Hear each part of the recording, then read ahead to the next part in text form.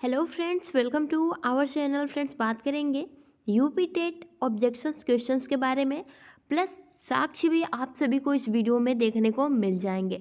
तो कहीं भी आप सभी को बाहर से ढूंढने की ज़रूरत नहीं है, ठीक है, क्योंकि पीएनपी द्वारा ये कहा गया है कि क्वेश्चंस के साथ साथ आपको साक्ष्य भी सबमिट करने पड़ेंगे कि किस बुक में या फिर कहाँ से आपका वो जो है ये आंसर मिला है।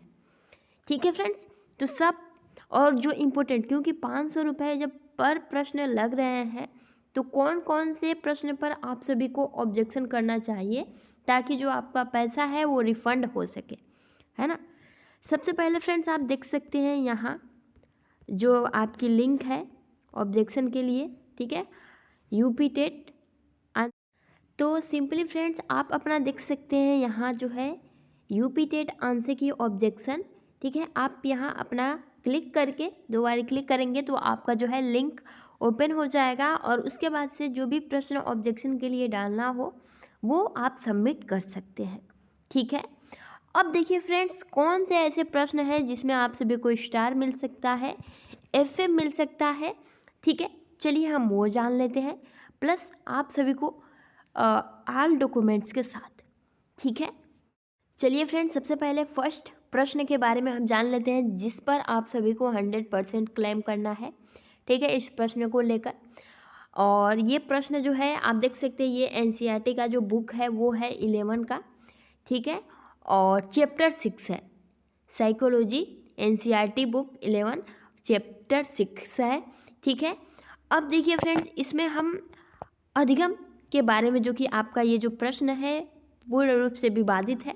पहली बात तो प्राइमरी लेवल पर परिपक्वता होता ही नहीं, पीएनपी ने इसका राइट आंसर माना है, ठीक है, जो कि पूरी तरह से यहाँ गलत है। इसका राइट आंसर हो जाएगा अभिप्रेरणा। अगर हम पढ़ रहे हैं तो उसके लिए भी हमें मोटिवेशन की सबसे पहले ज़रूरत है। अगर हम ऑलरेडी ये सोचेंगे कि नहीं हमें सब आता है हम पढ़ लेंगे, ऑलरेडी हम मेच्योर हो जाएंगे, तो ये कहीं ना कहीं गलत है। किसी भी चीज़ को सीखने के लिए प्रेरणा और रुचि होनी बहुत ही ज़रूरत है। तो इसकी राइट आंसर जो हो जाएगा वो हो जाएगा अभिप्रेरणा। अब इसका साक्ष्य अभी आप देख सकते हैं, एनसीईआरटी की बुक लीजिएगा या फिर आप ऑनलाइन डाउनलोड कर लीजिएगा या फिर आप अपडेट विथ काजल टेलीग्राम पर सर्च करके ज्वाइन करके आप सिंपली इस पेज को लीजिएगा, मार्का करिएगा और सबमिट कर दीजिएगा। बाकी आपको कुछ नहीं करना है, कहीं भी देख लीजिए। या फिर अरुण कुमार की एक बुक आती है जिसमें 224 और 25 की पेज है ना, 2 पेज में जो है आप सभी को इसका डेफिनेशन अच्छे से मिल जाएगा। या फिर मेल्टन या फिर कैली का अगर उन्होंने जो है इसके बारे में अच्छे से डेफिनेशन दिया है तो वहाँ से भी आप सर्च करके देख सकते हैं, ठीक है। बाकी एनसीईआरटी से अच्छा तो कुछ है ही नहीं, जब यही मिल रहा है तो यहाँ वहाँ क्यों भागना, है ना। तो ये आप आइएगा, एनसीईआरटी साइकोलॉजी एनसीईआरटी क्लास 11 की बुक है चैप्टर 6, और जिसमें आप यहाँ देखिए मोटिवेशन के बारे में यहाँ सारी इन्फॉर्मेशन दिया गया है, ठीक है। यहाँ से उठाइएगा, उसके बाद से आप थोड़ा ऊपर जाइए और यहाँ इस पर हम ज़्यादा चर्चा नहीं करेंगे फ्रेंड्स, यहाँ तक, ठीक है। कहाँ गया, लर्निंग मोटिवेशन लर्निंग, ठीक है, यहाँ तक ये आपका यही साक्ष्य मिल जाता है एनसीईआरटी की बुक में। बाकी आपको बाहर कहीं नहीं जाना है, यानी कि इसका राइट आंसर आप देख सकते हैं, इसका राइट आंसर 1 ही होगा। आपके आंसर की में ये गलत आया है, तो जिन्होंने भी अभिप्रेरणा आंसर किया है उनका सही है। जब रिवाइज आंसर की आएगा, अगर आप इस प्रश्न पर ऑब्जेक्शन करते हैं तो रिवाइज आंसर की में आप सभी को जो है इसका आंसर ये देखने को मिल सकता है। तो फिर उस कंडीशन में उन्हीं प्रशिक्षुओं को लाभ होगा जिन्होंने भी आंसर ए लगाया है अभिप्रेरणा, ठीक है। उन्हीं प्रशिक्षुओं को जो है यहाँ लाभ होने वाला है अगर फाइनल की में आंसर्स चेंज होते हैं तो, ठीक है फ्रेंड्स। उसके बाद से सेकेंड आपका प्रश्न आ जाता है, शैशव काल को लेकर बहुत सारे सवाल उठ रहे थे, तो फ्रेंड्स अब साक्ष्य भी आ गए हैं। सबसे पहली बात, यहाँ शैशव काल पूछा गया है, और शैशव काल आपने देखा होगा कभी भी जन्म से 2 वर्ष तक ही होता है। एनसीईआरटी की बुक में ही आप सभी को देखने को मिल जाएगा, ज़्यादा दूर भागने की ज़रूरत नहीं है, ठीक है। एनसीईआरटी की बुक खोलिएगा, साइकोलॉजी एनसीईआरटी क्लास 11 का, ठीक है, चैप्टर नंबर 4, ठीक है फ्रेंड्स। या फिर आप हर लाख या फिर प्याजे का जो है डेफिनेशन देखेंगे तो आप सभी अब इससे ज़्यादा आपको क्या चाहिए प्रूफ। पीएनपी को क्या चाहिए, अगर वो अपनी अब हट पे ही रहेंगे तो फिर तो दिक्कत हो सकती है ना। तो फ्रेंड्स देखिए, पियाजे ने खुद कहा है कि जन्म से 2 वर्ष और जो 2 से 6 वर्ष तक का जो है प्रारंभिक बाल्यावस्था होता है। अब देखिए साक्ष्य की बात करें तो एनसीईआरटी की बुक लीजिएगा, ठीक है, पेज नंबर 8 लीजिएगा, चैप्टर नंबर 4 लीजिएगा। और आप यहाँ देख सकते हैं, 1 मिनट नीचे आइएगा और यहाँ देखिए फ्रेंड्स, यहाँ दिया गया है पूरी, आप यहाँ से देख सकते हैं, child during infancy the first 2 years, यानी कि आप यहाँ से उठाइएगा और यहाँ पूरा अच्छे से मेंशन किया गया है आपके एनसीईआरटी की बुक में, ठीक है। यानी कि 2 वर्ष का जो है आपका शैशव काल होता है। तो इसका राइट आंसर जिन्होंने भी 0 से मतलब जन्म से 2 वर्ष लगाया है उनका करेक्ट होगा। और आप सभी अगर इस प्रश्न पर ऑब्जेक्शन करते हैं तो रिवाइज आंसर की में सही आंसर आ सकता है अगर पीएनपी चाहे तो, ठीक है। और आप सभी को जो है नंबर्स मिल सकते हैं। बाकी इसमें जो कॉमन नंबर है मिलने के बहुत ही कम चांस है। अगर आप ऑब्जेक्शन करते हैं तो आपको सही आंसर प्रोवाइड किया जाएगा, ये है, ठीक है फ्रेंड्स। उसके बाद से नेक्स्ट प्रश्न आपका आ जाता है और ये भी प्रश्न इसका आंसर गलत दिया गया है, जो कि हाल ही में सीटेट का जब एग्जाम हुआ था तो इसमें राइट आंसर यही दिया गया था, लेकिन पीएनपी द्वारा ये आंसर दिया गया है। तो इस प्रश्न पर अगर आप ऑब्जेक्शन करते हैं तो आपको 1 नंबर 100% मिलने वाला है, ठीक है फ्रेंड्स। उसके बाद से नेक्स्ट प्रश्न की बात करें, अब ये प्रश्न, इस पर आप स्टार लगा लीजिए, इस पर आप सभी को कॉमन नंबर सबको मिलने वाला है, ठीक है। जैसे घास भूमि क्षेत्र में परितंत्र की खाद्य श्रृंखला उच्च स्तर की उपभोक्ता, ठीक है। तो पीएनपी द्वारा मांसाहारी, और ये मामला पूरा कोर्ट में गया था, डबल सिंगल बेंच दोनों में। तो हाई कोर्ट ने जीवाणु भी माना था, तो पीएनपी को वैसे ही आप सभी को इस पर एक स्टार दे देना चाहिए, यानी कि 1 कॉमन मार्क्स आप सभी को यहाँ मिलना है ही तय है, ठीक है। अगर पीएनपी चाहे तो, अगर नहीं देता है तो ये पूरा मामला कोर्ट में फिर से जाएगा एक बारी, ठीक है। तो ये आप इसका आंसर दोनों सही हो जाएगा। और यहाँ पूरा देख सकते हैं बहुत ही अच्छे से डेफिनेशन में दिया गया है और ये भी कहा गया है कि इलाहाबाद हाई कोर्ट ने इस प्रश्न का ऑप्शन सी माना है, यानी कि जीवाणु माना है, जो कि इस प्रश्न के अकॉर्डिंग, जो कि अभी आप देख सकते हैं, ठीक है। तो ये और ये भी प्रश्न आप स्टार लगा लीजिएगा, सबको इसमें कॉमन नंबर प्रोवाइड किए जाएंगे। इंग्लिश विदाउट पैसे जो प्रश्न पूछेंगे तो इनको 1 नंबर फ्री में तो देने ही पड़ेंगे।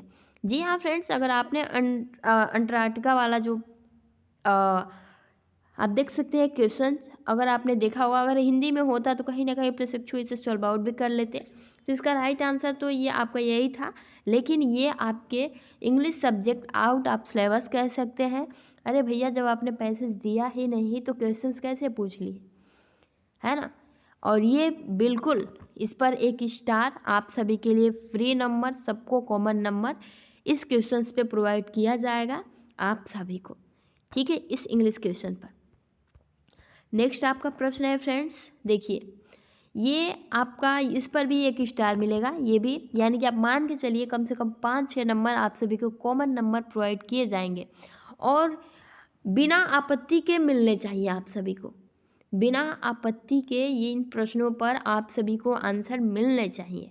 अगर पीएनपी ऐसा नहीं करता है फिर उसके अगेंस्ट जो है एक्शन लिया जाएगा। अब देखिए फ्रेंड्स, अगर आप यूथ की बुक उठाएंगे, ठीक है, यूथ की बुक उठाते हैं तो उसका राइट आंसर क्रेशमर हो जाता है। और ये मामला 2017 में था पूरा, और उस बार भी पीएनपी ने कैनन दिया था, लेकिन कोर्ट द्वारा कहा गया था कि ये दोनों ऑप्शन सही हो सकते हैं, तो सबको कॉमन नंबर दिया गया था। तो ये भी आपका 1 स्टार वाला है, इस भी प्रश्न पर आप सबको कॉमन नंबर प्रोवाइड किया जाएगा, ठीक है। उसके बाद से देखिए यहाँ पूरा बहुत ही अच्छे से डेफिनेशन भी दिया गया है।